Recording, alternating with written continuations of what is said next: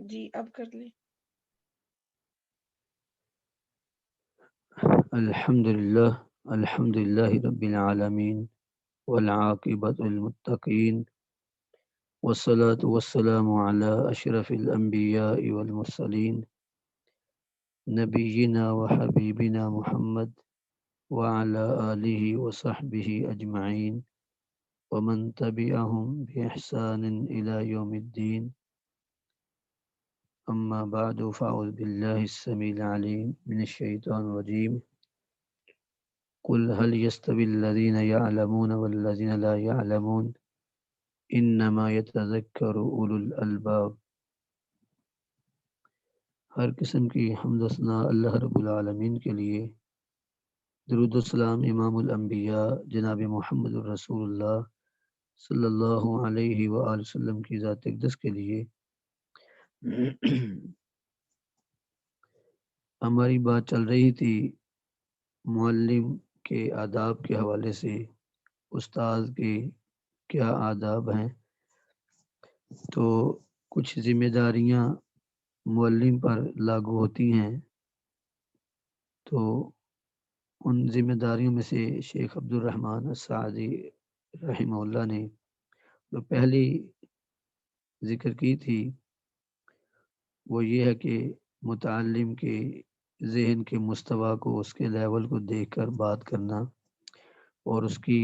سوچ کے لحاظ سے بات کرنا۔ اور دوسرا جو واجب اور جو فرض اور جو ذمہ داری معلم پر عائد ہوتی ہے وہ یہ ہے وَعَلَى الْمُعَلِّمِ أَن يُلْقِيَ عَلَى مُتَكَلِّمِ، اور لازم ہے معلم پر أن يُلْقِيَ عَلى الْمُتَعَلِّمِ کہ وہ القاء کرے معلم پر، متعلم پر، سیکھنے والے پر من التوضیح وضاحت کو، وتبیین المعنی اور معنی کو واضح کرنا، بیان کرنا۔ تو یہ معلم کی ذمہ داری ہے کہ متعلم کو جس چیز کی وضاحت مطلوب ہو اس کے واضح کرے، اور جو معنی قابل بیان ہو اس کو بیان کرنا چاہیے۔ بقدر ما یتسع فہمہ لادراکہ، اتنی مقدار جتنی اس کے سمجھ کی وسعت ہے، جتنی طالب علم اس کا ادراک کر سکتا ہے، جہاں تک بات کو سمجھ سکتا ہے وہاں تک ہی بات کو واضح کرنا چاہیے اس کی وسعت کے مطابق۔ اگر طالب علم کی معلومات وسیع ہیں تو اس کے مطابق اس کو سمجھانے کے لیے پھر بات کو زیادہ واضح کیا جا سکتا ہے، اور اگر وہ ابتدائی طالب علم ہے تو پھر اس کی استاد کے مطابق جہاں تک اس کی سوچ ہے اس کے مطابق معنی کو بیان کرنا چاہیے۔ تو نبی علیہ السلام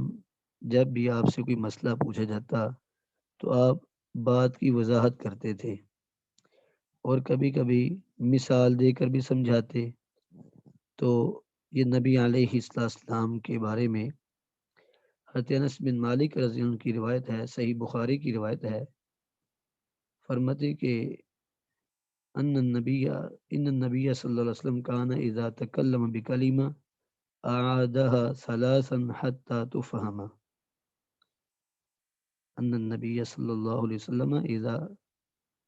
اذا تکلم بکلمہ اعادها ثلاثا حتى تفهم۔ نبی علیہ السلام جب کوئی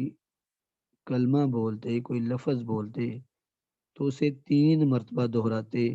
تاکہ بات کو، اس کلمے کو سمجھا جا سکے۔ تو یہ کائنات کے سب سے بہترین معلم، سب سے بہترین مربی پیارے پیغمبر علیہ السلام کے بارے میں آپ کے خادم انس بن مالک رضی اللہ عنہ اس بات کی وضاحت کر رہے ہیں، اور یہ صحیح بخاری کی روایت ہے جس کا نمبر ہے 9595۔ تو بخاری کے اندر ہے کہ رسول اللہ صلی اللہ علیہ وسلم جب کوئی بات کرتے، بات سمجھا رہے ہوتے تو ایک کلمے کو 3 مرتبہ دہراتے، اور یہ کمال کا یعنی حسن تدریس ہے، اچھا انداز ہے اپنے متعلمین کو، اپنے تلامذہ کو، اپنے شاگردوں کو سمجھانے کا، کیونکہ آپ کی مجلس میں کئی مرتبہ بدو بھی آ کے بیٹھتے تھے، آراب دیہاتی بھی آ جاتے، تو نبی علیہ السلام ایسے بات کی وضاحت کرتے اور بار بار دوبارہ 6 بار 3 مرتبہ اس کلمے کو دہراتے تاکہ بات کو سمجھ لیا جائے۔ تو یہ ایک معلم کو چاہیے کہ رسول اللہ صلی اللہ علیہ وسلم کے عمل کو اپنے لیے اسوہ حسنہ بنائے اور پھر بات کی وضاحت کرے، جو لفظ بولے اسے واضح اور کلیئر کر کے بیان کرے تاکہ سننے والے کو اس کا ادراک ہو سکے، اسے سمجھ سکے۔ تو ایک تو وضاحت کرنی چاہیے، وَتَبْيِينِ الْمَعْنَى بِقَدْرِ مَا يَتَّسِعُ فَهْمُهُ، اور جہاں تک اس کی سمجھ وسیع ہو سکتی ہے اس کے مطابق معنی کو بیان کرے تاکہ اس معنی کا ادراک ہو سکے۔ نبی علیہ السلام کے بارے میں سیدنا عبداللہ ابن عباس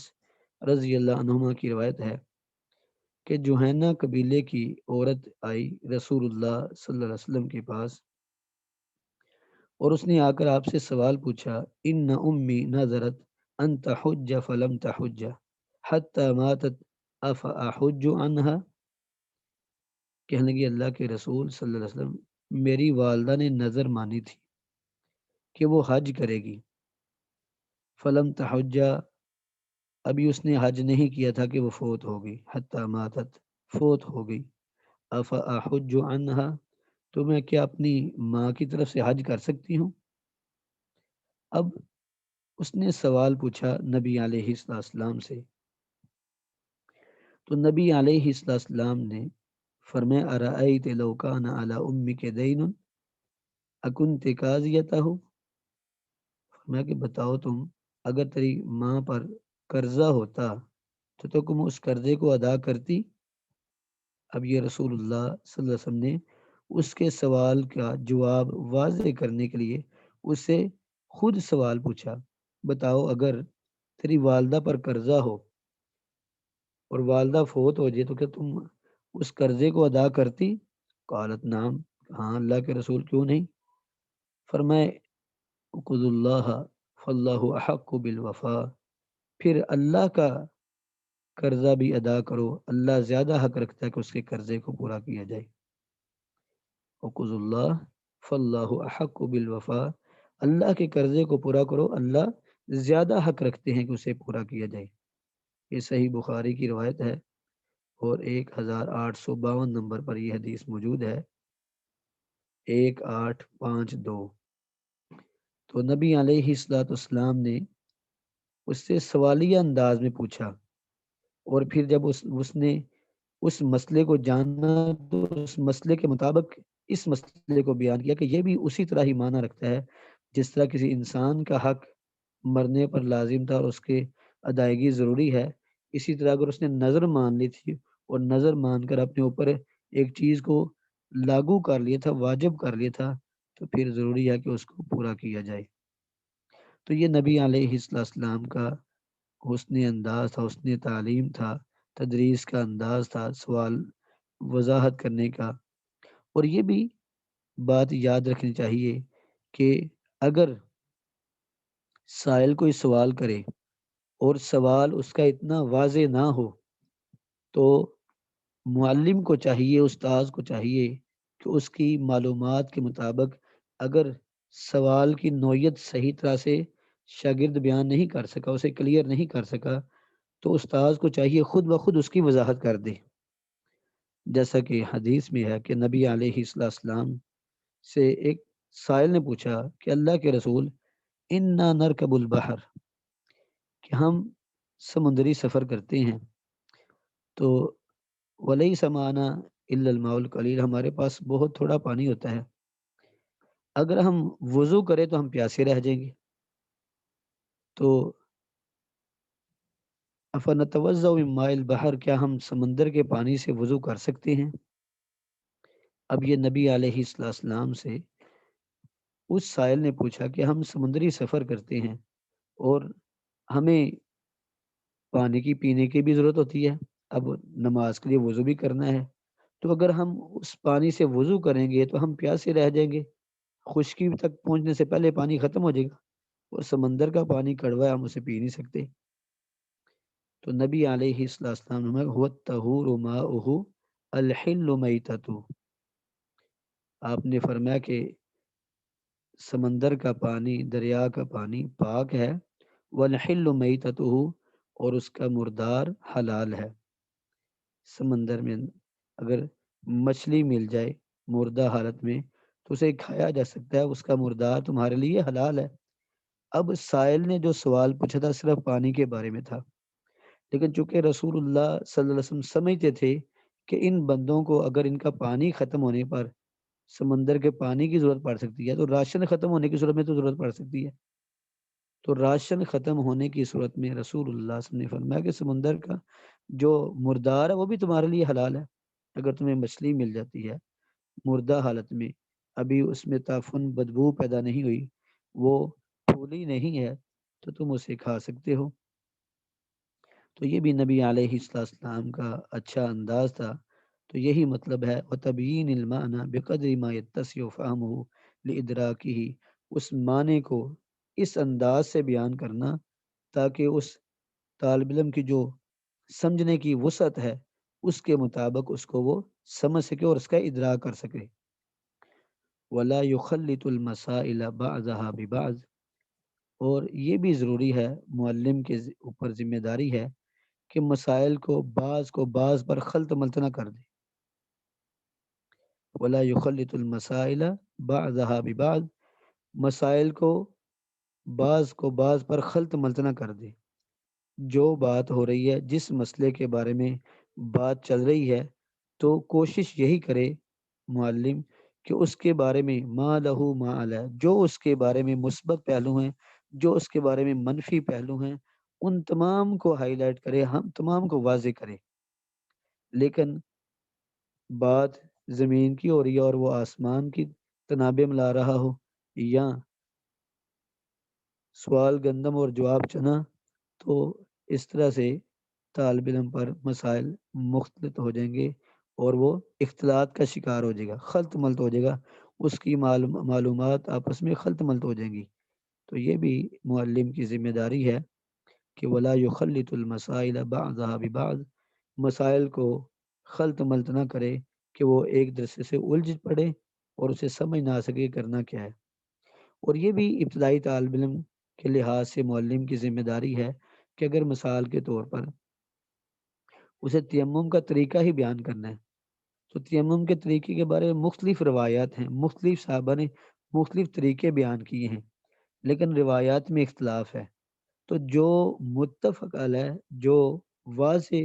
اور بالاتفاق مسئلہ ہے، بس اس کو بیان کر دیں۔ اگر بندہ طالب علم ابتدائی طالب علم ہے تو اسے اختلافات کی باتیں نہ ذکر کرے، صرف جو نبذہ اور مکھن ہے، جو راجع چیز ہے، جو متفق علیہ چیز ہے، جس پر سب کا اتفاق ہے، وہ بات بیان کرے، تاکہ ابتدائی طالب علم پر مسائل الجھن کا شکار نہ ہو۔ ولا ينتقل من نوع الى نوع آخر، اور نہ ہی یہ اچھے معلم کے لیے، اچھے استاد کے لیے لائق ہے کہ وہ ایک نوع کو بیان کرتے ہوئے، ایک جنس کو بیان کرتے ہوئے دوسری کی طرف منتقل ہو جائے۔ تو یہ بھی اچھی بات نہیں، بلکہ جس بارے میں عدل، اگر وضو کا طریقہ بیان کیا جا رہا ہے تو پھر وضو کے بارے میں بات بیان کرے، پھر استنجا کرنے کا طریقہ، تیمم کرنے کا طریقہ، یا دیگر مسح کا طریقہ، تو اس طرح کی چیزیں بیان کرنے کی ضرورت نہیں ہے۔ صرف جس نوعیت کی بات ہوئی ہے، جس کے بارے میں متعلقہ بات کی جا رہی ہے، تو کوشش کرے کہ اسی کے بارے میں طالب علم کو بیان کرے، اس کی جتنی جزئیات ہیں اس کے حوالے سے بات کرے، لیکن ولا ينتقل من نوع الى آخر، لیکن ایک صورت، ایک قسم سے دوسری قسم میں منتقل نہ ہو، حتی یتصور، تاکہ اس کا تصور کیا جا سکے۔ جب وہ ایک ہی چیز کو طالب علم کے لیے بیان کرے گا کہ آج صرف وضو کے بارے میں بات ہوگی، وضو کا طریقہ بیان کیا جائے گا، وضو کے متعلقہ بات ہوگی، تو پھر طالب علم اس کو اچھی طرح سمجھ سکے گا۔ جب وضو کی بات شروع ہوئی اور التحیات اور سلام پھیرنے تک باتیں شروع ہو جائیں تو مسائل مختلط ہو جائیں گے، اختلاط کا شکار ہو جائیں گے۔ تو اس لیے جب ایک نو سے دوسری میں منتقل نہیں ہوگا تو حتی یتصور، یہاں تک کہ طالب علم کو اس کا تصور پیدا ہو جائے گا، پوری ایک عملی پریکٹیکلی صورت اس کے ذہن میں آ جائے گی کہ اس مسئلے کی یہ نوعیت ہے۔ وَيُحَقِّقُ السَّابِقَ، اور یہ بھی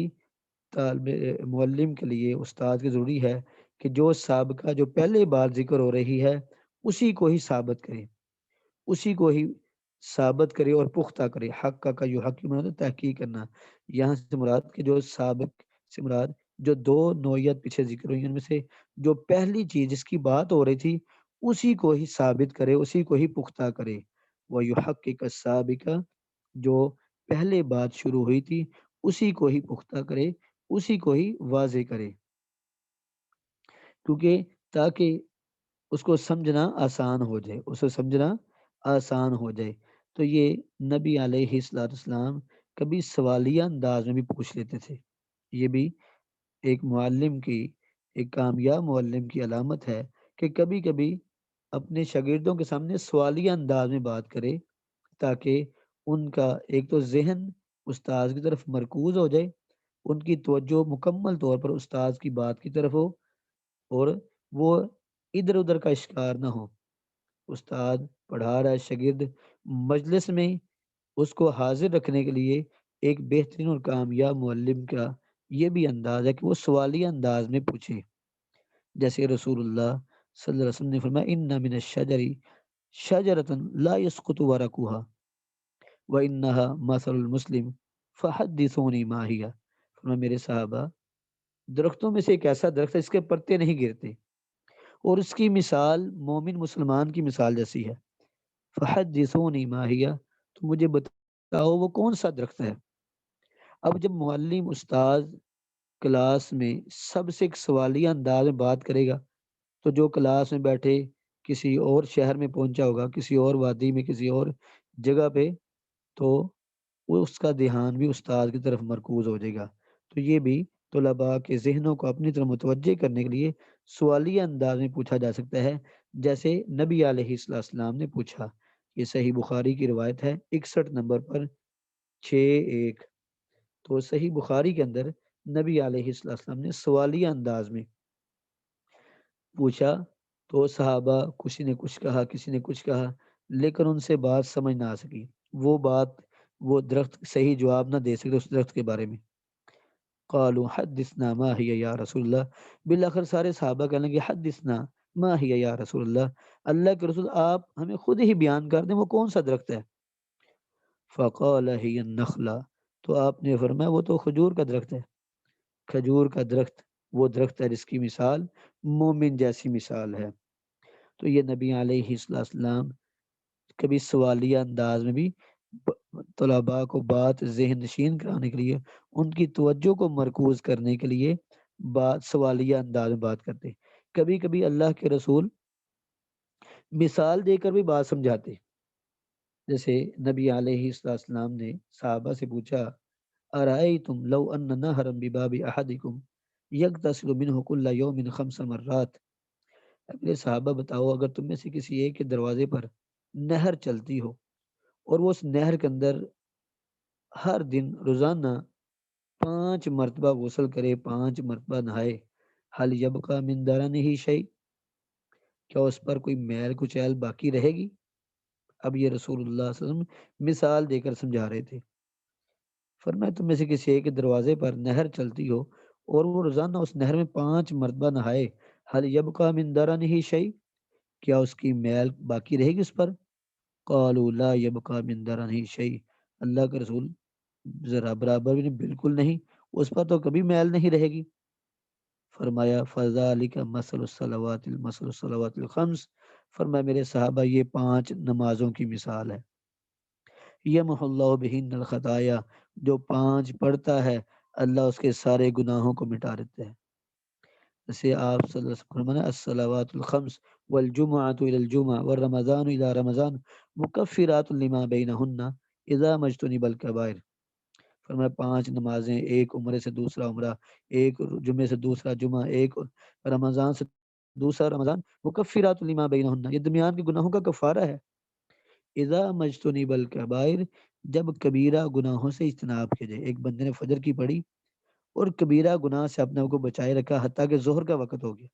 اور اس نے پھر ظہر کی نماز پڑھی تو فجر سے لے کر ظہر کے درمیان جتنے بھی صغیرہ گناہ ہوں گے اللہ معاف فرما دیں گے۔ تو رسول اللہ صلی اللہ علیہ وسلم نے مثال دے کر اپنے صحابہ کو بات سمجھائی۔ تو اس لیے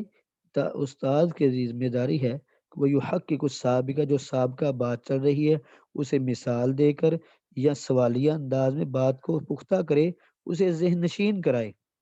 فَإِنَّ ذَلِكَ دَرَكٌ لِلسَّابِقِ، کیونکہ جو سابقہ مسئلہ چل رہا تھا اس سے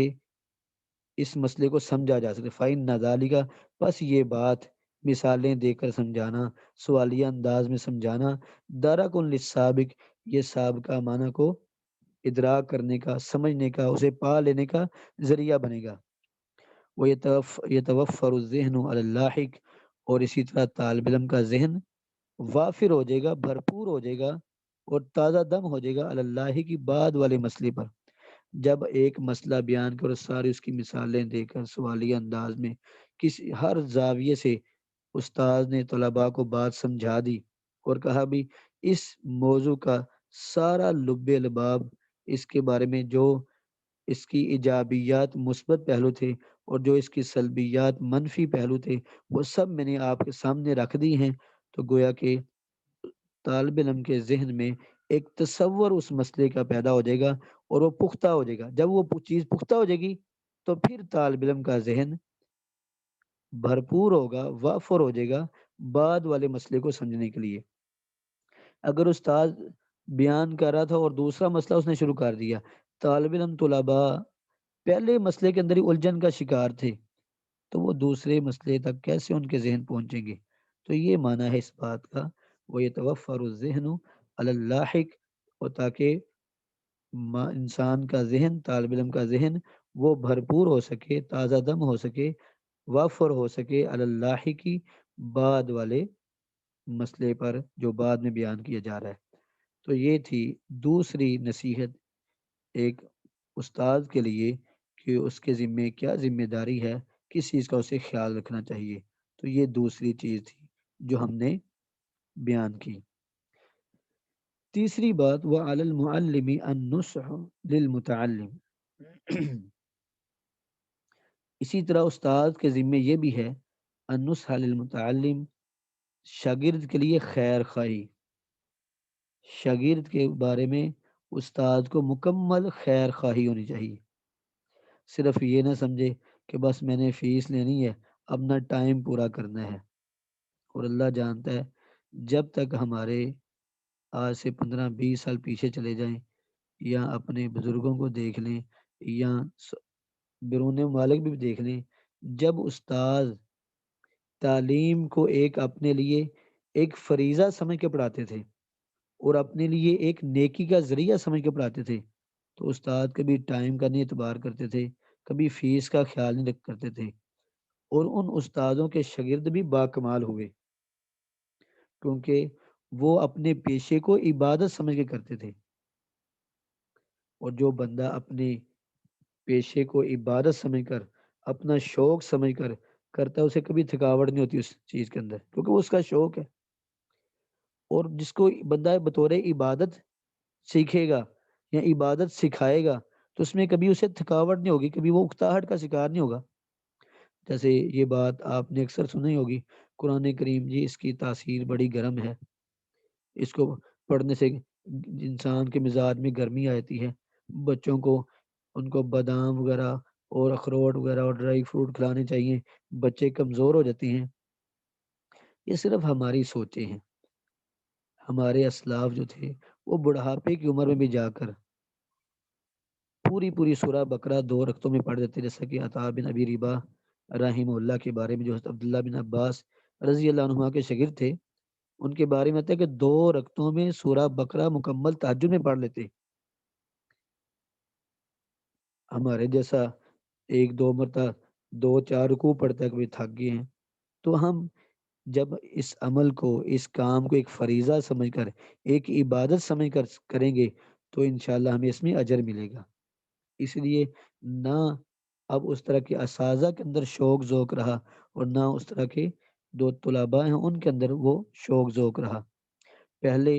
سکول کا استاد ہوتا تھا اور 5 وقت کا نمازی ہوتا تھا، سکول کا استاد ہوتا، تہجد گزار ہوتا تھا، باشرہ اس کی داڑھی شلوار قمیض پہنا، اور اپنا اس کا دینی حلیہ ہوتا تھا، اور ان سے پڑھنے والے بھی دین کو سیکھنے والے بن گئے۔ اور آج استاد شاگردوں کے ساتھ مل کر اس طرح کی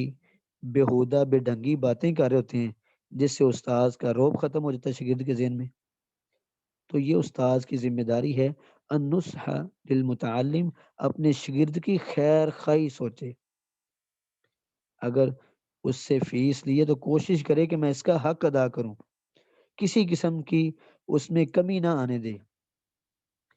تو یہ بھی ایک استاد کی ضروری ہے، اور نبی علیہ السلام نے تو یہاں تک فرمایا، حضرت تمیم داری رضی اللہ عنہ کی روایت ہے، پیارے پیغمبر علیہ السلام نے کہ الدین النصیحہ، دین خیر خواہی کا نام ہے۔ قلنا لمن، ہم نے کہا اللہ کے رسول یہ خیر خواہی کس کے لیے ہے؟ فرمایا للہ، اللہ کے لیے خیر خواہی، ولی کتابی، اس کی کتاب کے لیے خیر خواہی، ولی رسولی، اس کے رسول کے لیے خیر خواہی، ولی ائمت المسلمین، مسلمان حکمرانوں کے لیے خیر خواہی، وعامتہم، اور عام مسلمانوں کے لیے بھی خیر خواہی۔ تو ایک عام مسلمان کی خیر خواہی کا بھی ہم اسلام میں حکم دیتا ہے۔ تو جائے کہ جس پر انسان معاوضہ لے رہا ہے، جس پر انسان اپنا ذریعہ معاش بنائے ہوئے ہے، تو اس پر اگر فیس بھی لے لی، حق نہ ادا کیا، یا استاد ہونے کے ناطے اس کی ذمہ داری تھی کہ وہ طالب علم کی خیر خواہی سوچے کہ کس چیز کے اندر طالب علم کے لیے خیر خواہی ہے، جیسا کہ رسول اللہ صلی اللہ علیہ وسلم نے ہمیں سب کے لیے خیر خواہی کا حکم دیا۔ اور جریر بن عبداللہ البجلی رضی اللہ عنہ کی روایت میں تو یہ ہے کہ رسول اللہ صلی اللہ علیہ وسلم نے مجھ سے جب بیعت لی تو اس بیعت میں یہ بات بھی شامل تھی کہ النصح لکل مسلم، ہر مسلمان کی خیر خواہی سوچو۔ تو یہاں خیر خواہی کی حالت یہاں تک ہے کہ جتنے بھی سرکاری اسکولوں میں پڑھانے والے اساتذہ ہیں، وہ اپنے بچوں کو سرکاری اسکول میں نہیں پڑھاتے، وہ اپنے بچوں کو مہنگے مہنگے پرائیویٹ اداروں میں پڑھاتے ہیں۔ اگر وہ ایمانداری سے سرکاری اسکولوں میں پڑھاتے ہوتے تو وہ کبھی اپنی اولاد کو کسی پرائیویٹ ادارے میں نہ جاتے، لیکن افسوس کہ وہاں صرف وقت پورا کیا جاتا ہے، حق ادا نہیں کیا جاتا۔ تو یہ ایک ذمہ داری ہے معلم کے ذریعے۔ مجھے یاد ہے ابھی تک ہمارے ایک شیخ تھے، شیخ علی بن حمود التویجری حافظ اللہ، بڑھاپے کی حالت میں، لیکن ہم نے پہلے سمیسٹر میں بھی ان سے تفسیر ابن کثیر پڑھی، دوسرے سمیسٹر میں پڑھی، لیکن ایک دن بھی وہ 5 منٹ کبھی لیٹ نہیں ہوئے تھے۔ تو بلاخر ہم نے، ہمارے ساتھیوں نے یہ سوال پوچھنے پر ہم مجبور ہو گئے کہ استاد محترم باقی بھی اساتذہ ہیں، وہ تاخیر کا شکار ہوتے ہیں، لیکن آپ کبھی 5 منٹ بھی تاخیر کا شکار نہیں ہوئے، کیا وجہ ہے؟ تو ان کی بات مجھے آج بھی یاد ہے، وہ کہنے کہ بیٹا مجھے ایک پیریڈ کے ایک لیکچر کا 400 ریال ملتا ہے، اور اگر میں روزانہ 5 5 منٹ بھی تاخیر کا شکار ہوں تو ایک مہینے بعد یا 10 15 دنوں کے بعد وہ 1 گھنٹہ بن جائے گا، اور وہ 1 گھنٹہ جس پر مجھے 400 ریال ملنے ہیں وہ میرے مال میں حرام کا ہوگا، اور میں نہیں چاہتا کہ اپنے بچوں کو حرام کھلاؤں۔ اور اللہ جانتا ہے اگر ہر معلم کی یہ سوچ بن جائے تو انشاءاللہ انقلاب آ جائے گا، تبدیلی آ جائے گی، حالات سدھر جائیں گے۔ تو یہ معلم کے ذمے یہ ذمہ داری ہے کہ النصح للمتعلم، اپنے شاگرد کی خیر خواہی سوچے کہ میرے شاگرد کا بھلا کس میں ہے، وترغیبہ بکل ما یقدر علیہ، اور یہ بھی استاد کے ذمے ہے کہ اسے شوق دلائے، اسے ترغیب دے۔ تو یہ وعلی المعلم النصح للمتعلم وترغیبہ بکل ما یقدر علیہ، اسے شوق دلائے، اسے ترغیب دے ہر اس کام کی، ما یقدر علیہ، جس پر اسے کرنے کی وہ قدرت رکھتا ہے، جس کام کے کرنے کی وہ قدرت رکھتا ہے، تو اسے چاہیے کہ اسے شوق دلائے کہ بیٹا تم اس طرح کرو، اس طرح سے یاد کرو، تمہارے یاد کرنے کا جو انداز ہے یہ غلط ہے، اس طریقے سے یاد کرو تمہیں زیادہ فائدہ دے گا، یا اس موضوع پر تمہیں فلاں فلاں کتابیں میسر ہو جائیں تو تمہارے لیے زیادہ فائدہ مند ہے۔ تو وہ ترغیب ہو بکل ما یقدر علیہ، اسے ہر لحاظ سے شوق دلائے ہر اس کام کی جس کی اسے قدرت ہے، وَأَن يَصْبِرَ عَلَىٰ عَدْمِ إِدْرَاكِهِ، اور استاذ کے ذمے یہ ہے کہ وہ صبر کرے علی عدم ادراکی، اگر طالب علم اسے نہیں سمجھ پا رہا، اگر شاگرد اس مسئلے کو بات کو سمجھ نہیں پا رہا تو استاذ کو چاہیے کہ صبر کا مظاہرہ کرے، یہ کہ سب کے سامنے اسے پریشان کرنا، اسے جگتیں کرنی یا اسے ذہنی سرزنش کرنا، تو یہ بات نبی علیہ السلام جو کائنات کے سب سے بڑے معلم تھے، اور اللہ جانتا ہے کہ نبی علیہ السلام کو جس زاویے سے بھی دیکھا جائے زندگی میں تو آپ اپنی مثال آپ تھے۔ نبی علیہ السلام تشریف فرما ہے، سیدنا انس بن مالک رضی اللہ عنہ فرماتے ہیں جاء اعرابی فبال فی طائفۃ المسجد، ایک بدو آیا، رسول اللہ صلی اللہ علیہ وسلم تشریف فرما ہے، صحابہ بیٹھے ہیں، مسجد کے ایک کونے میں اس نے پیشاب کرنا شروع کر دیا، فزجرہ الناس، لوگوں نے ڈانٹنا شروع، اوے کیا کر رہے ہو، شرم نہیں آتی، یہ وہ ادھر ادھر کی باتیں کی، پریشان کیا۔ رسول اللہ صلی اللہ علیہ وسلم جو کائنات کے سب سے بہترین معلم تھے، فرمانے لگے دعوہ ولا تزرموہ، میرے صحابہ اس کو چھوڑ دو، دعوہ ولا تزرموہ، اسے تکلیف نہ دو۔ اللہ اکبر، ایک بدو کے ساتھ رسول اللہ صلی اللہ علیہ وسلم کتنے حسن سلوک سے پیش آ رہے ہیں، اور ہم اپنی سگی اولاد کے ساتھ، اپنے گھر والوں کے ساتھ، اپنے شاگردوں کے ساتھ برے ادب سے پیش آتے ہیں، جبکہ کائنات کے سب سے بڑے معلم کا طریقہ یہ نہیں تھا۔ وَأَن يَصْبِرَ عَلَىٰ عَدْمِ إِدْرَاكِهِ، معلم کو، استاذ کو چاہیے کہ اب اگر شاگرد کو بات نہیں سمجھ آ رہی، اس مسئلے کا ادراک نہیں کر رہا، تو اس پہ صبر کا مظاہرہ کرے، نہ کہ اسے زج کرے، اسے پریشان کرے۔ رسول اللہ صلی اللہ علیہ وسلم نے فلما قضا بولہ، جب اس نے پیشاب کر لیا، آپ نے فرمایا اسے میرے پاس لے کر آؤ۔ آپ صلی اللہ علیہ وسلم نے فرمایا کہ وَأَنَّ هَذِهِ الْمَسَائِلَ لَمْ تُبْنَ لِهَٰذَا انما ہی للتسبیح والتکبیر وقراءۃ القرآن، یہ مسجدیں ایسے کاموں کے لیے نہیں بنائی گئی، یہ تو اللہ کے ذکر، تسبیح و تحمید کے لیے، قرآن کریم کے پڑھنے کے لیے، یہ عبادت کے لیے بنائی گئی ہیں۔ پھر آپ صلی اللہ علیہ وسلم نے اپنے شاگردوں کی طرف متوجہ ہوئے، فرمایا کہ یسروا ولا تنفروا، فرمایا کہ آسانی کرو، لوگوں کو متنفر نہ کرو، بشیرو، لوگوں پر کو خوشخبریاں سناؤ، انہیں تنگ نہ کرو، فَإِنَّمَا بُعِثْتُم مُيَسِّرِينَ، تمہیں اللہ نے آسانیاں کرنے کے لیے بھیجا ہے، وَلَمْ تُبْعَثُوا بِمُعَسِّرِينَ، تمہیں تنگیاں کرنے والے کے لیے نہیں بھیجا گیا، تنگی کرنے کے لیے۔ تو یہ استاد کی ذمہ داری ہے کہ اپنے شاگرد کے اگر اسے بات سمجھ نہیں آ رہی تو صبر کا مظاہرہ کرے۔ اور آگے ہے او سوء ادبہ، اس کا تعلق بھی پیچھے ہے، وَأَن يَصْبِرَ عَلَىٰ عَدْمِ إِدْرَاكِهِ وَأَن يَصْبِرَ عَلَىٰ سُوءِ ادبہ، اور یہ کہ استاد صبر کرے اپنے شاگرد کے برے ادب پر، اگر طالب علم آگے سے بے ادبی کرتا ہے یا سخت بات کہتا ہے یا نازیبا حرکت کرتا ہے، نازیبا بات کہتا ہے، تو اس پر بھی صبر کا مظاہرہ کرے، اس کی بے ادبی پر، بے ادبی پر استاد کو چاہیے کہ صبر کرے۔ اور یہ بھی نبی علیہ السلام سے ہمیں اس کے بارے میں بہترین تعلیم ملتی ہے۔ انس بن مالک رضی اللہ عنہ فرماتے ہیں بینما نحن جلوس فی المسجد، ہم مسجد میں بیٹھے ہوئے تھے، داخل رجل علی جمل، ایک آدمی اپنی اونٹ پر بیٹھا ہوا مسجد میں داخل ہوا، فاناخہ فی المسجد، اس نے مسجد کی ایک احاطے میں، پلاٹ میں ایک طرف اپنے اونٹ کو بٹھایا، ثم عقلہ، پھر اس کے ایک گھٹنے کو باندھ دیا، ثم قال لهم، پھر صحابہ اللہ کے رسول تشریف فرما تھے، سب کو مخاطب ہو کر کہنے لگا ایکم محمد، تم میں محمد صلی اللہ علیہ وسلم کون ہے؟ ورسول اللہ صلی اللہ علیہ وسلم بین ظہرانیہم، اللہ کے رسول بھی ان میں موجود تھے، بیٹھے ہوئے تھے۔ صحابہ کہیں گے ھذا الرجل الابیض المتکی، یہ خوبصورت سفید چہرے والا جو ٹیک لگائے بیٹھے ہے، یہ محمد صلی اللہ علیہ وسلم ہے۔ یہ صحابہ نے اسے جواب دیا کہ یہ اللہ کے رسول ہیں، جو سفید رنگ والے ٹیک لگائے تمہیں نظر آ رہے ہیں، یہ اللہ کے رسول ہیں۔ فقال له الرجل، تو اس آدمی نے اللہ کے رسول سے کہنے لگا، یا ابن عبد المطلب، اے عبد المطلب کے بیٹے. تو نبی علیہ السلام نے کہا، جب تک میں نے تمہیں جواب دے دیا، ہاں بتاؤ کیا بات ہے.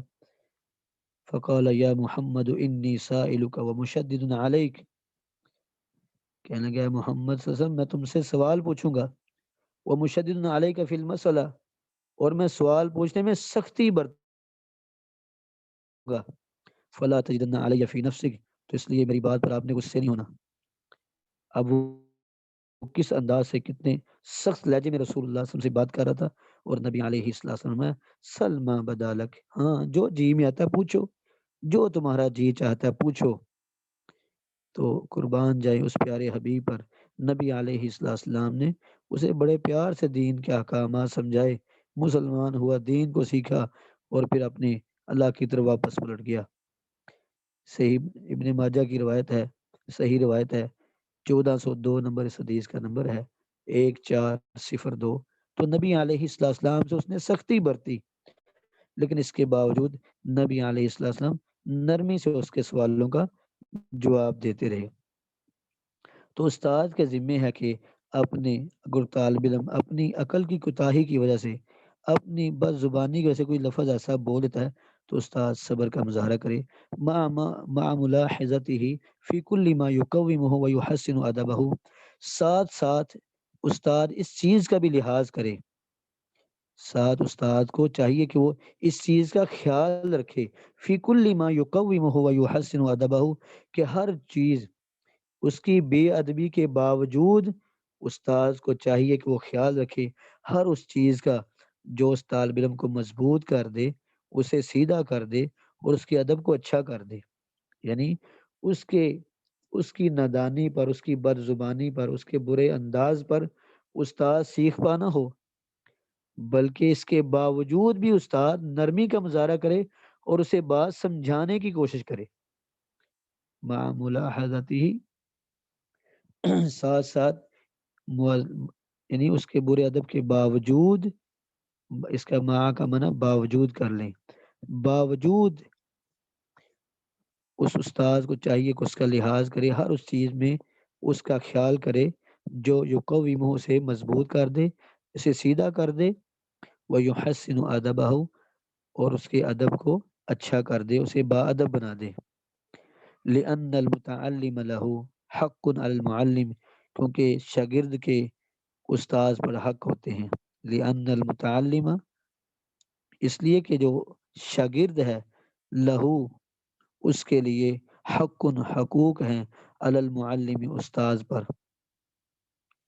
تو استاد کے ذمہ، جس طرح شاگرد کے ذمہ استاد کے حقوق ہیں، اسی طرح استاد کے ذمہ بھی شاگرد کے کچھ حقوق ہیں. تو اس لیے استاد کے ذمہ جو متعلم کے حقوق ہیں شاگرد کے، اسے چاہیے ان کا خیال کرے. حیث اقبل علی العلم الذی ینفعہ وینفع الناس، اس اعتبار سے اقبل علی العلم، کہ وہ علم کی طرف شاگرد متوجہ ہو جائے، متوجہ ہو جائے. اقبلہ یقبل ہوتا ہے کسی طرف متوجہ ہونا، کسی طرف رخ کر لینا. تو متعلم کے شاگرد کے حقوق ہیں استاد پر، اس لیے تاکہ وہ طالب علم جو ہے وہ علم پر، علم کی طرف راغب ہو جائے، متوجہ ہو جائے، جو علم اسے بھی نفع دے گا، وہ ینفع الناس، اور لوگوں کو بھی نفع دے گا. تو وہ استاد کو بھی نفع دے گا، اور شاگرد کو نفع دے گا، اور لوگوں کو بھی نفع دے گا. تو اس لیے طالب علم کے ساتھ ایسا انداز اپنایا جائے کہ شاگرد خود بخود اپنی غلطی پر نادم ہو کہ میں نے سختی کی، بد زبانی کی، لیکن استاد نے آگے سے بجائے مجھے جھڑکنے کے، برا بھلا کہنے سے، بلکہ مسکرا کے مجھے بات سمجھانے کی کوشش کی، تاکہ طالب علم اس علم پر متوجہ ہو سکے جو اس طالب علم کو بھی نفع دینے والا ہے اور لوگوں کو بھی نفع دینے والا ہے. وحیث کان ما یحملہ عن معلمہ، اور یہ بھی اس وجہ سے بھی ضروری ہے کہ کان ما یحملہ عن معلمہ،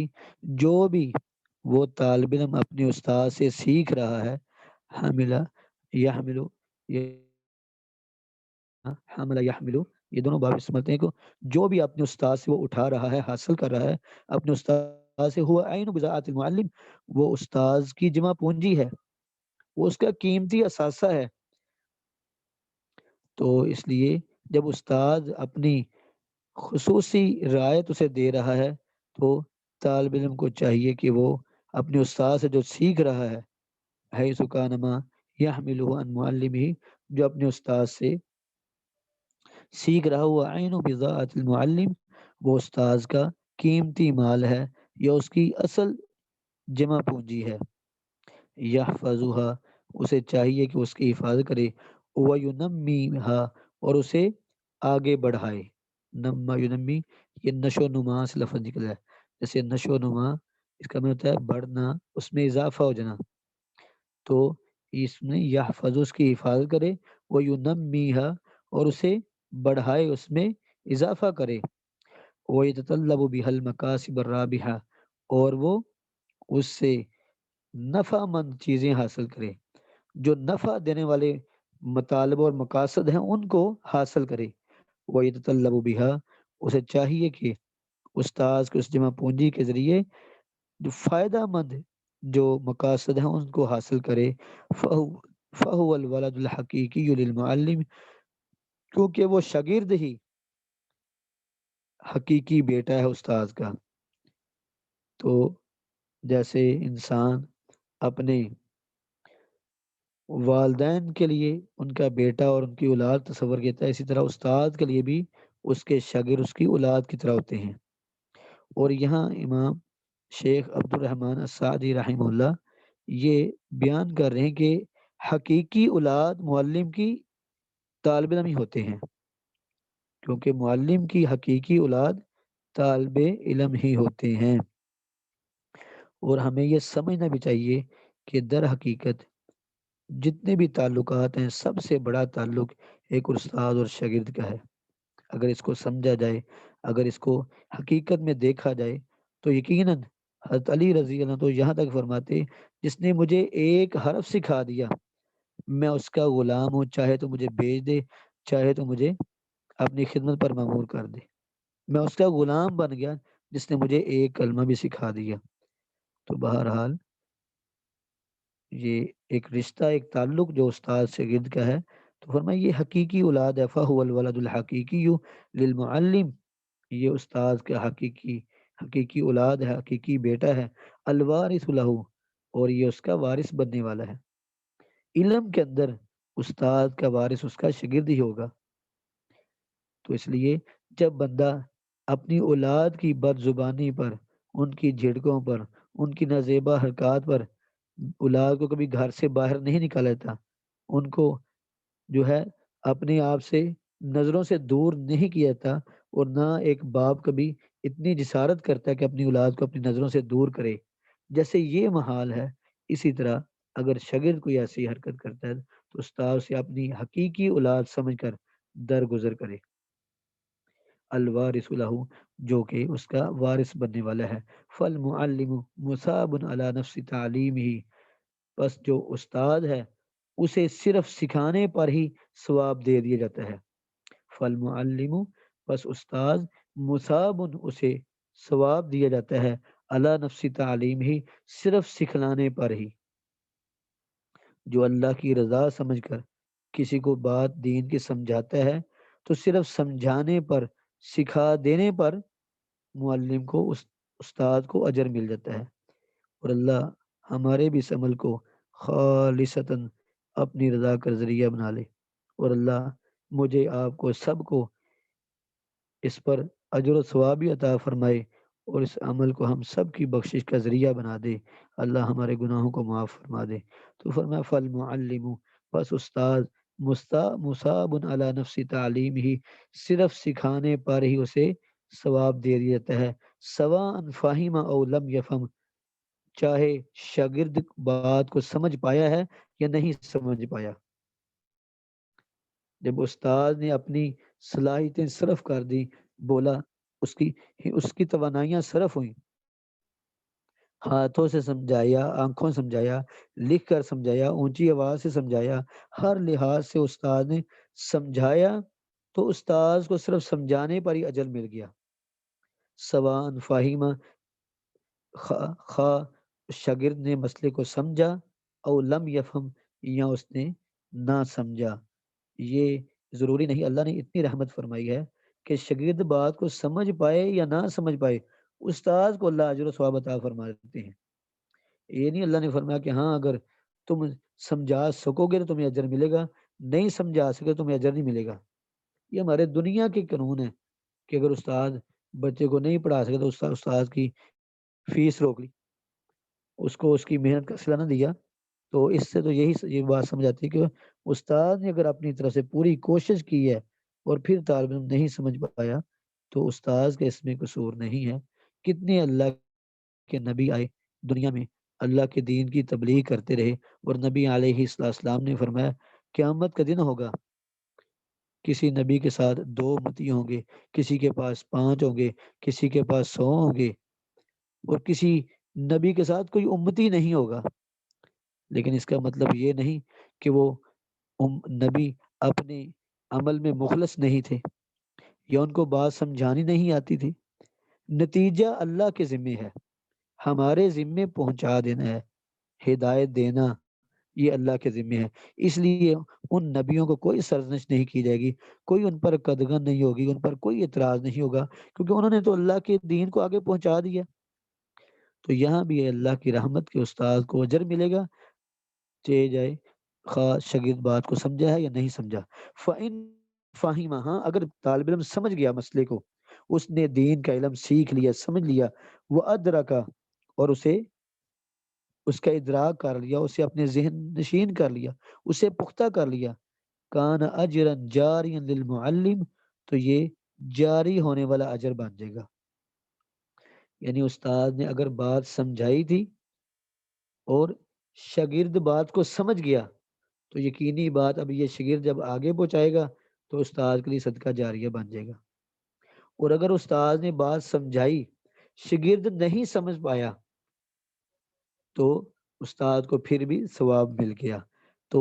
اگر طالب علم بات کو سمجھے، وہ ادراک، اور اس مسئلے کا ادراک کر لے، اسے ذہن نشین کر لے، تو کیا ہوا؟ فرمایا کہ کان اجرا جاریا للمعلم، تو یہ اجر جاری ہونے والا ہے استاد کے لیے، ما دام ذالک النفع متسلسلا، جب تک یہ نفع چلتا رہے گا۔ یعنی اگر ایک نے کسی کو بات سمجھائی، اس نے سمجھ لی، اس نے پھر آگے پہنچائی، اس نے اس سے آگے پہنچائی، تو جب تک یہ سلسلہ چلتا رہے گا اس پہلے آدمی کو اجر و ثواب ملتا رہے گا۔ اور میں اپنے دروس میں یہ بات کہا کرتا ہوں کہ نبی علیہ السلام ہمارے پیارے نبی، ان کے سارے نبیوں سے افضل ہونے کی ایک خصوصیت یہ بھی ہے کہ جتنے بھی نبی آئے تھے ان کی نبوت ایک عرصہ کے لیے تھی۔ جب نبوت، ان کی دین، ان کی شریعت ایکسپائر ہوگی، اس کی ڈیٹ ختم ہوگی، تو نبی کو جو اجر مل رہا تھا اس کی شریعت پر عمل کرنے کا، وہ اجر بھی منقطع ہو گیا، ختم ہو گیا، کٹ آف ہو گیا۔ لیکن ہمارے پیارے نبی کو قیامت تک جو آخری امتی بھی نبی علیہ السلام کے کسی فرمان پر عمل کرے گا، نبی علیہ السلام سے لے کر اس امتی تک پہنچنے میں جتنے لوگ ذریعہ اور وسیلہ بنے گے، واسطہ بنے ہوئے ہوں گے، اللہ سب کو اجر و ثواب عطا فرمائے گا۔ اور نبی علیہ السلام سارا اجر و ثواب رسول اللہ صلی اللہ علیہ وسلم کو، جیسا آخری امتی قیامت کی دیواروں تک آخری امتی شریعت جس مسئلے پر عمل کرے گا، جتنا اسے اللہ اجر و ثواب عطا فرمائیں گے، اتنا ہی اجر و ثواب ہمارے پیارے نبی محمد صلی اللہ علیہ وسلم کو بھی اللہ عطا فرمائیں گے، اور جو درمیان میں واسطہ بنے ان کو بھی اللہ عطا فرمائیں گے۔ اور اللہ جانتا ہے یہ صرف اور صرف دینی علم کے بارے میں اللہ نے فضیلت عطا فرمائی ہے۔ یہ ساری کی ساری فضیلت اس کے لیے ہے جو اللہ کے دین کی تعلیم دیتا ہے۔ جو دنیا کے علوم و فنون پڑھانے والے ہیں، فیس لی، بات پہنچا دی، سمجھ آئی نہیں آئی، پاس ہوئے یا فیل ہوئے، بات ختم۔ لیکن قربان جائیں اس نیک علم پر، اور اللہ سے دعا کرنی چاہیے کہ اللہ جب تک ہمیں زندہ رکھے، اللہ اس بابرکت کام کو ہم سے لیتا رہے۔ رسول اللہ صلی اللہ علیہ وسلم کے فرامین ہم لوگوں تک پہنچاتے رہیں اور یہ ہم سب کی بخشش کا ذریعہ بن جائے۔ اور کتنے ایسے محدثین دیکھیں جو پہلے وقت کے بڑے بڑے گنہگار تھے، بڑے بڑے بدکار تھے، بڑے بڑے ڈاکو تھے، جب دین کی سمجھ آئی، دل کی کایا پلٹ گئی، تو سب کچھ چھوڑ کر انہوں نے رسول اللہ صلی اللہ علیہ وسلم کی حدیث سیکھی۔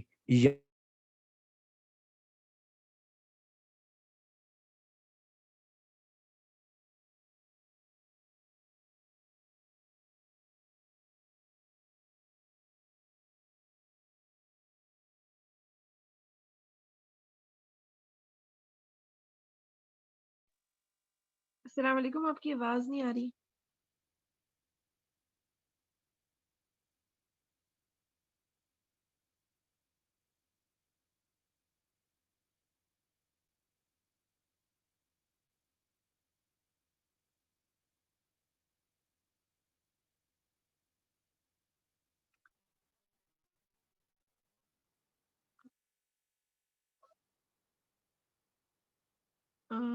شیخ صاحب نے میٹنگ لیو کر دی، میرا خیال ہے آئی تھنک ہمارا کنیکشن ڈراپ ہو گیا ہوگا، ویٹ کر لیتے ہیں کچھ دیر۔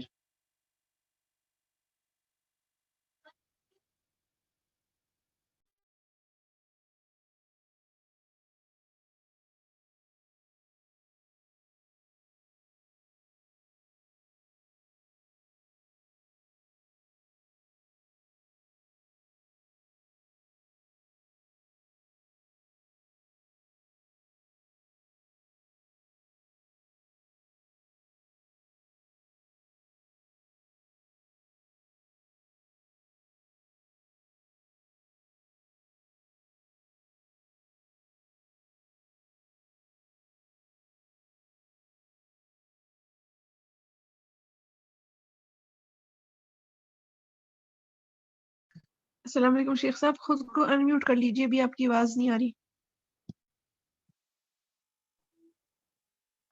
بات کہاں سے ہماری شروع ہوئی تھی؟ ابھی مولانا آپ سلطان نے محمود صاحب کو شعر پڑھ رہا تھا میں۔ نہیں اس سے پہلے ختم ہو گئی تھی۔ اس سے پہلے ختم ہو گئی تھی، کہاں پر؟ آپ نے یہ نبی بتایا علیہ کہ السلام کی فضیلت کے حوالے سے جی وہ بات پوری ہو گئی تھی۔ بات پوری ہو گئی تھی۔ تو بہرحال یہ کہ یہ نفع صرف اور صرف دین سیکھنے والے کے لیے ہے، اللہ نے رکھا ہے۔ دنیا کے علوم و فنون پڑھنے پڑھانے سکھلانے والوں کے لیے یہ فضیلت نہیں ہے۔ یہ فضیلت اس آدمی کے لیے ہے جو اس دین سے منسلک ہو گیا۔ اور کتنے ایسے لوگ دیکھیں جو ساری زندگی گناہوں میں بیتی، اور جب اللہ نے ہدایت دی، دل کی کایا پلٹ گئی، تو انہوں نے سب کچھ چھوڑ کر جا کر علم حدیث سیکھا، رسول اللہ صلی اللہ علیہ وسلم کی احادیث کو یاد کیا، اس فن کے بڑے بڑے محدث بنے، اور آج صحیح بخاری جیسی کتابوں میں ان کا تذکرہ موجود ہے۔ تو یہ اللہ کا خاص فضل ہے۔ اور میں کہتا ہوں کہ اگر بندہ تنہائی میں بیٹھ کر صرف یہ نبی علیہ السلام کا فرمان سوچو، اس پر غور و فکر کرے، میں یرید اللہ بہ خیرا یفقہہ فی الدین،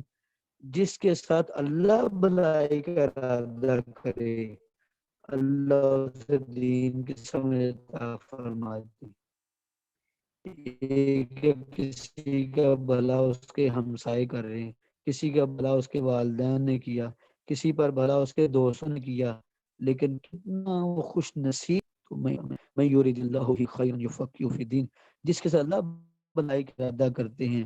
تو اللہ اسے دین کی سمجھ عطا فرماتے ہیں۔ تو فرمایا کہ یہ اجر جاری ہونے والا ہے معلم کے لیے، ما دام ذات النفع هذه تجارت عظیمت لمثلها فلیتنافس المتنافسون۔ اور عوام تین تجارت ہے، یہ بہت بڑا سودا ہے، یہ بہت بڑی عظیم تجارت ہے، لمثلها اس جیسی تجارت میں لمثلها اس جیسی تجارت میں ہی فلیتنافس المتنافسون۔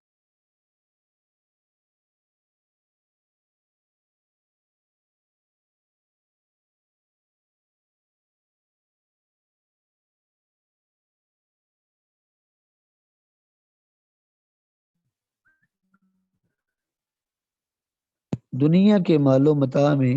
ہماری دوڑ دھوپ ہوتی ہے، ہم ایک دوسرے سے آگے بڑھنے کی کوشش کرتے ہیں. ہماری کوشش یہ ہوتی ہے کہ اگر ایک چیز ہے تو دو ہے تو تین ہو جائیں. نبی علیہ السلام نے فرمایا کہ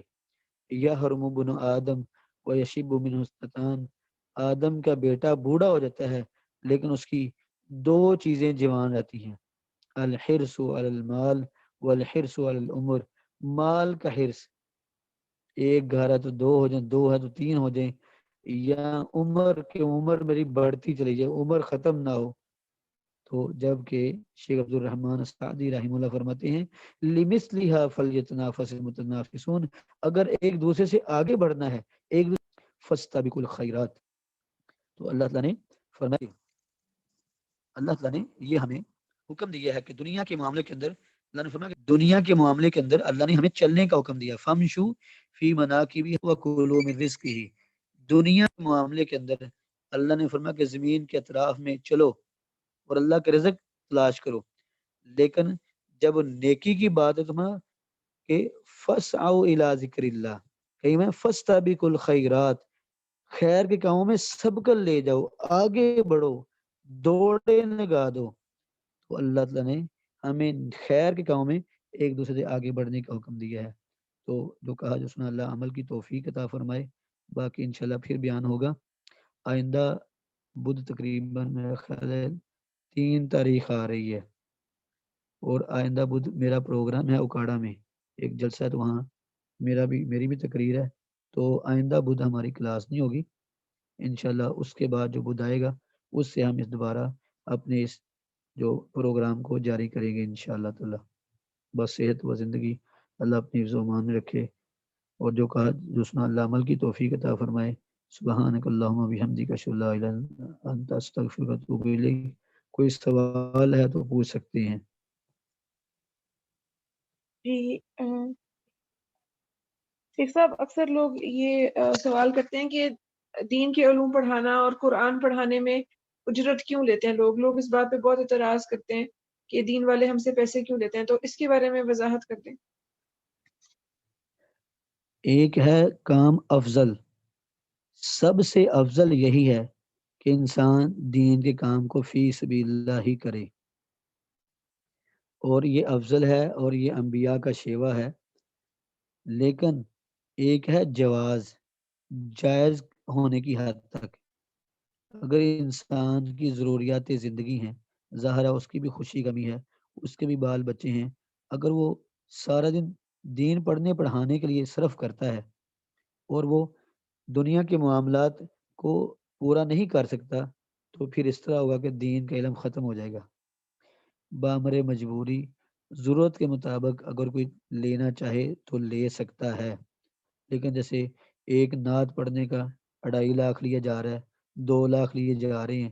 یہی وجہ کہ آج لوگوں میں عوام الناس میں عمل اٹھ گیا ہے کہ اس کو ذریعہ معاش بنا لیا گیا. حالانکہ اس کو ذریعہ معاش نہیں بنا چاہیے، اس کو ضرورت کے طور پر جو اس نے وقت صرف کیا اس کے پیسے لے، جو دین پڑھا رہا ہے اس کے پیسے نہ لے. اور ایسی چیزیں نبی علیہ السلام سے ثابت ہے. صحیح بخاری کی روایت ہے، ان احق ما اخذتم علیہ اجرا کتاب اللہ. سب سے زیادہ جو چیز اجرت کا حق رکھتی ہے وہ اللہ کی کتاب ہے. اسی طرح نبی علیہ السلام سے صحیح بخاری میں ہی ہے، ابو سعید خدری رضی اللہ عنہ نے ایک جگہ سورہ فاتحہ پڑھ کے دم کیا اور اس پر اجرت لی. تو یہ امت میں ایسی چیزیں موجود ہیں. صحابہ میں بھی ایسے نبی حضرت عمر فاروق نے کچھ صحابہ کو مامور کیا تھا تو دین کی تعلیم دینے پر لوگوں کو خیر و بلائی، اور ان کا وظیفہ مقرر کر رکھا تھا. تو اگر بطور وظیفہ کی اگر ایسا کیا جائے اس کی ضروریات کو پورا کرنے کے لیے، تو یہ اس میں انشاءاللہ کوئی ایسی بات نہیں ہے. افضل یہی ہے کہ فی سبیل اللہ یہ کام کیجیے. اسی لیے آج سعودیہ کے اندر جو حرمین کے ائمہ ہیں ان کا کوئی وظیفہ مقرر نہیں ہے، ان کی کوئی تنخواہ مقرر نہیں ہے، لیکن گورنمنٹ کی طرف سے، سعودی حکومت کی طرف سے ان کی جو ضروریات ہیں ان کو پورے کیا جاتا ہے. ان کے رہنے سہنے کی، آنے جانے کی جو سہولتیں ہیں وہ حکومت پوری کرتی ہے. تو اگر اس طرح اگر ہمارے یہاں اسلامی حکومت، اسلام کا نفاذ ہو جائے تو انشاءاللہ یہاں بھی علماء کے لیے آسانیاں ہو جائیں گی. تو بہرحال اگر کوئی عالم دین اپنی حالات کے پیش نظر اگر تو اپنی ضرورت کے مطابق تھوڑا بہت لے لیتا ہے تو جائز ہے. جی ٹھیک ہے، جزاکم اللہ خیر. ٹھیک ہے. سبحان اللہ. السلام علیکم ورحمۃ اللہ.